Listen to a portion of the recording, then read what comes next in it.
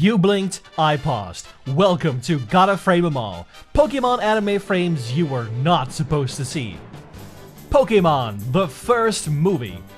We start off with this epic shot of Mewtwo breaking out of his test tube. Menacing though he was, now he sits so nicely and neatly. That soon changes as Mewtwo uses his psychic powers to destroy the laboratory where he was made.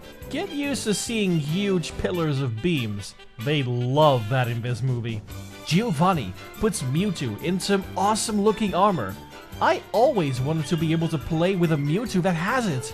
Look how neatly Persian sits next to Giovanni. Such a gentleman. Gary Oak cameo. Smell you later, chump. Look, another beam. Well, watch out, Pikachu. Don't fall. Bulbasaur gets launched in his fight against Donphan, but he uses Solar Beam to send that guy flying. A little coloring error. One of Bulbasaur's spot on the left side has not been colored properly. Look at that Dragonite. So curious to see what the card says as well. Pikachu, no, don't you dare bite down on this. The absurdity of this situation might be lost in some people, but Team Rocket stops a Dragonite who weighs 210 kilograms and that has enough speed and power to circle the globe in 16 hours with a frying pan. What is that thing made of? What is Team Rocket made of? Mewtwo is many things, but an interior decorator is not one of them. Mew is so cute. Look at him in this little bubble. Vikings in this day and age? How convenient. Tiny shocked Pikachu. Interior design, not so much. Exterior design, however, Mewtwo gets a W for that one. Look how cool this place is. Mewtwo loves beams, so much so that he floats down on one. This Nidoqueen looks so surprised as well. Clone versions of Venusaur, Charizard, and Blastoise. The markings on them are so cool. I wish we could have cool markings on our Pokemon. This is when Rhyhorn realized he messed up. That's strange. I thought Pokemon hatched from eggs. Good old silly Charizard face. Tongue out, falling down. Venusaur too. He looks tuckered out. There is no official name for this ball that Mewtwo uses to steal the Pokemon from Ash and everyone else, but fans refer to it as a clone ball, which I think fits. It looks super cool. Ash goes feral on these mechanical arms to try and get Pikachu back. A glove error? In the movie? Added to the counter. I honestly didn't expect to see any glove errors in the movie of all places. Look at this cloned Meowth, walking so fancily. It's a shame that so many Pokemon stand up after a while.